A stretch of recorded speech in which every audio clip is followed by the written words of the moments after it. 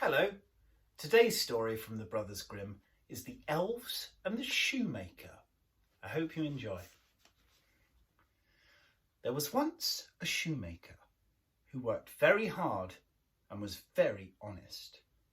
But still he could not earn enough to live upon, and at last all he had in the world was gone, except just enough leather to make one pair of shoes. Then he cut them, all ready to make up the next day, meaning to get up early in the morning to work. His conscience was clear and his heart light amidst all his troubles.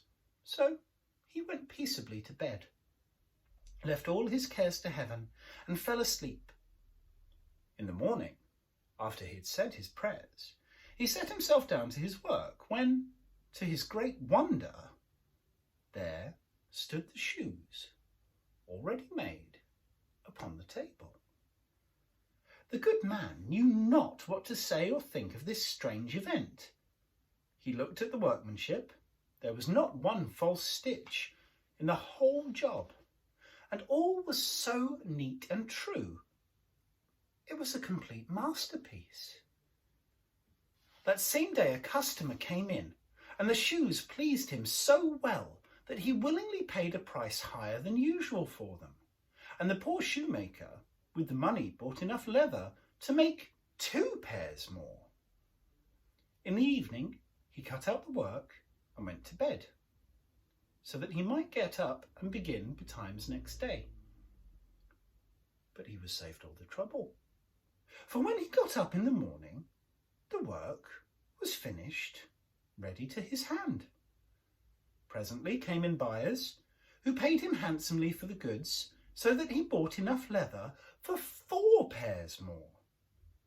He cut out the work again overnight and found it finished in the morning as before. And so it went on for some time. What was got ready in the evening was always done by daybreak, and the good man soon became thriving and prosperous once again.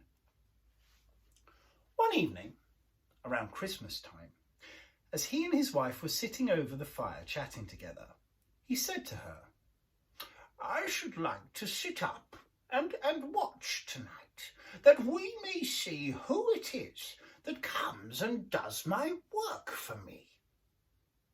The wife liked the thought, so they left a light burning and hid themselves in the corner of the room behind a curtain that was hung up there, and watched what should happen. As soon as it was midnight, there came 2 little naked dwarfs, and they sat themselves upon the shoemaker's bench, took up all the work that was cut out, and began to ply with their little fingers, stitching and rapping and tapping away at such a rate that the shoemaker was all amazement, and could not take his eyes off for one moment. And on they went, till the job was quite finished. The shoes stood ready for use upon the table. This was long before daybreak, and then they bustled away as quick as lightning. The next day, the wife said to the shoemaker, "These little wights have made us rich, and we ought to be thankful to them, and do them a good office in return. I'm quite vexed to see them run about as they do. They have nothing upon their backs to keep off the cold. I'll tell you what, I will make each of them a shirt and a coat and a waistcoat and a pair of pantaloons. Do you make each of them a little pair of shoes?"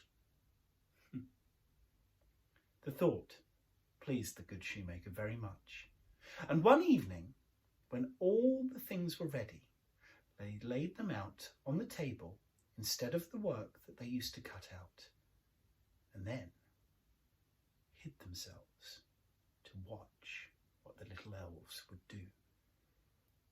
About midnight they came in and were going to sit down to their work as usual, but when they saw the clothes lying for them, they laughed and were greatly delighted.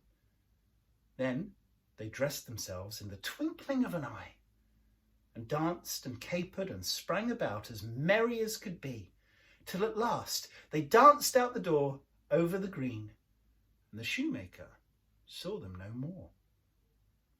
But everything went well with him from that time forward, as long as he lived.